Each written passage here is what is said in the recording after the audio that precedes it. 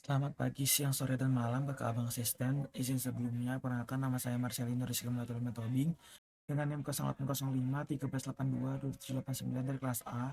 Di sini saya akan melakukan respon akhir dari praktikum WebGIS dengan materi pengolahan data batimetri. Nah, di sini saya akan menjelaskan dulu apa itu data batimetri. Data batimetri adalah data yang mempresentasikan pengukuran kedalaman dasar laut atau badan air lainnya dari permukaan air. Data ini penting untuk memahami topografi dasar laut, termasuk sebaran kedalaman, kontur batimetri, dan area interdal, wilayah yang tergenang air saat pasang dan kering saat surut. Berbagai metode pengukuran batimetri pada suatu pengukuran perairan air laut. Yang pertama itu ada pengukuran secara langsung, yaitu echo sounder. Itu ada single beam dan multi beam. Yang terus ada lead line, itu metode tradisional yang menggunakan tali dan pemberat untuk mengukur kedalaman.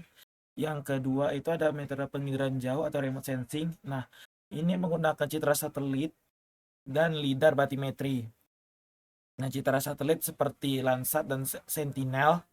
Terus ada lidar batimetri itu teknologi laser berbasis udara untuk memetakan dasar laut di wilayah dangkal dengan presisi tinggi. Terus ada model digital elevation atau DEM. Nah, ini peta digital topografi dasar laut itu yang sering digunakan untuk analisis seperti lebih lanjut dan pembuatan kontur batimetri. Nah, selanjutnya kita akan menggunakan ArcGIS Pro untuk pengolahan data kali ini. Kita buka.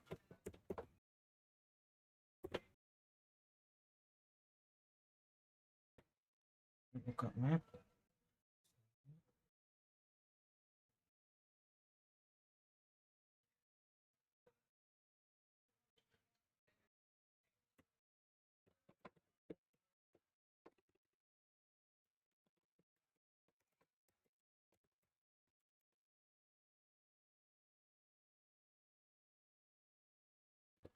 Yang pertama itu ada data, lalu masukkan data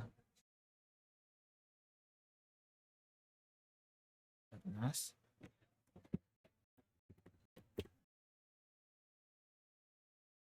Oke. Selanjutnya ini kita ke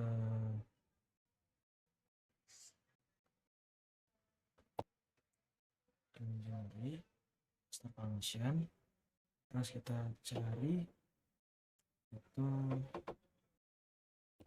ini kita cari tarik, lalu kita masukkan kedua datanya, lalu kita ke pembelian. Nah, setelahnya kita ke data,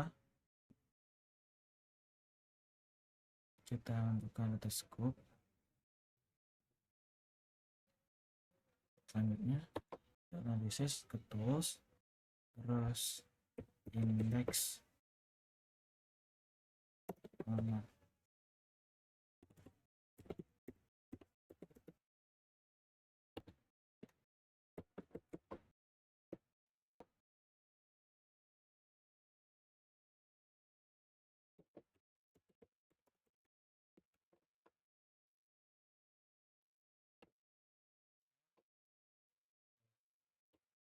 Lalu untuk input featuresnya kita masukkan scope. Ini untuk ininya kita ubah meters, terus untuk starting page numbernya kita ubah 500. Setelah itu bisa kita run. Tadi terjadi kesalahan. Ini di sini kita ubah 500, ini tetap 1. Setelah selesai, kita ke sini. Nah, untuk inputnya itu kita masukin scope yang sudah grid tadi. Terus untuk point type-nya itu start vertex. Terus kita run. Selanjutnya kita cari add surface information, terus kita masukkan inputnya itu indeks yang sudah di grid tadi, grid feature. Terus untuk inputnya itu kita masukkan mosaic raster, terus kita centang yang ini, lalu itu kita run.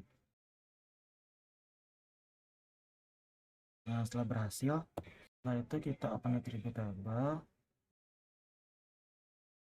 kita select attribute.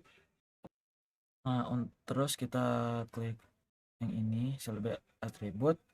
Setelah itu kita pilih ininya scope interest feature ini, terus kita where-nya Z, terus ininya itu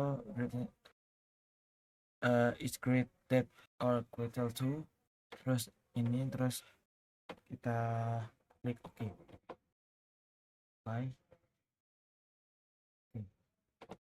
Kita blok yang Z.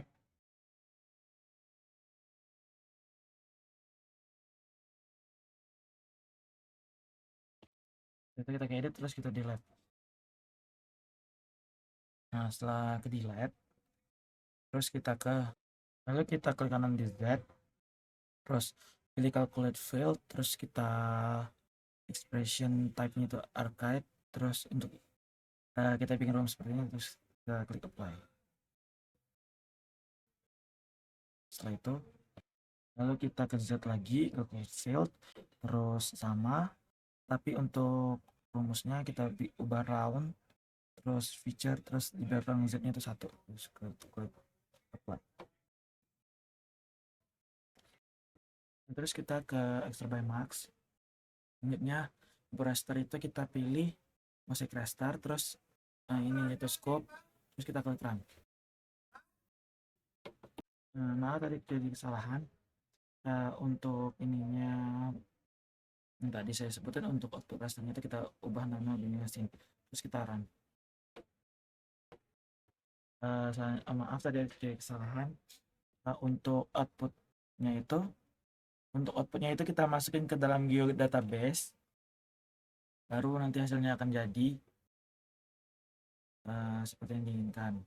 Selanjutnya kita ke processing, terus ke counter list, terus setelah itu kita ke input rasternya kita bikin. Nah, ini kita masukin yang GDB tadi, kita masukin binasin, terus untuk ini untuk kontur binasin, outputnya itu kontur binasin. Nah, untuk selanjutnya itu kita ke sini, setelah kita bikin kontur input rasternya, terus ininya sudah. Untuk counter flash-nya values-nya kita bikin 5. Untuk yang di situ min 1, min 2, min 5, min 10, min 20. Setelah itu kita klik kita klikkan. Setelah itu selanjutnya kita ke klik geopressing lagi, terus ke resiclify, terus input raster kita masuk binasin, terus langsung classify. Nah, setelah itu setelah klik classify, terus metode ini kita bikin manual interval, terus colors ininya sudah, terus kita klik OK. Setelah itu kita klik run. Nah, untuk namanya kita bedain dari yang sebelumnya. Kalau tidak dibedain akan gagal seperti tadi. Nah, ini sudah saya ubah, berhasil, dan disimpan di database. Selanjutnya kita ke restore to polygon. Terus untuk rasternya kita masukin yang hasil rectify tadi. Terus untuk outputnya kita ubah jadi area dangkal, terus kita klik run. Nah, setelah itu kita klik kanan di area dangkal. Setelah itu klik kanan di area dangkal, terus select by attribute, terus import row-nya itu kita buka area dangkal, terus oke, ini where core equal, terus ini 4, kita klik apply. Kita klik OK. Nah, selanjutnya kita input kita area dangkal, terus outputnya 1 meter, terus ini grid core. Setelah itu kita klik run. Nah, untuk itunya kita bikin area dissolve 1. Nah, ini telah berhasil. Setelah itu Selanjutnya kita ke area dangkal lagi, terus ke kanan, terus select atribut, terus warnya grid core, ini, terus ini 3, terus kita apply. Terus setelah itu kita ke prosesnya lagi, resolve lagi.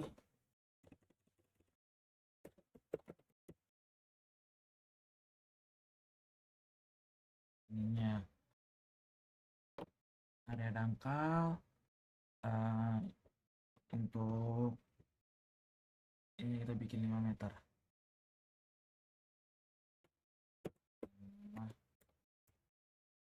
Nah, terus untuk ininya kita ubah grid core, terus kita run.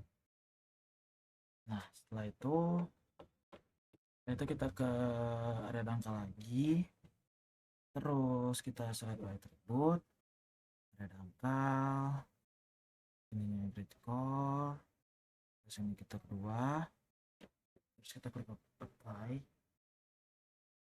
terus oke.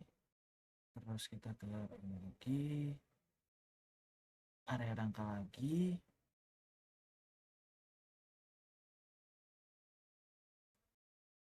terus kita bikin lakukan hal yang sama dengan yang tadi, kita ubah jadi 10 meter, terus grid core, terus kita tekan. Nah, setelah itu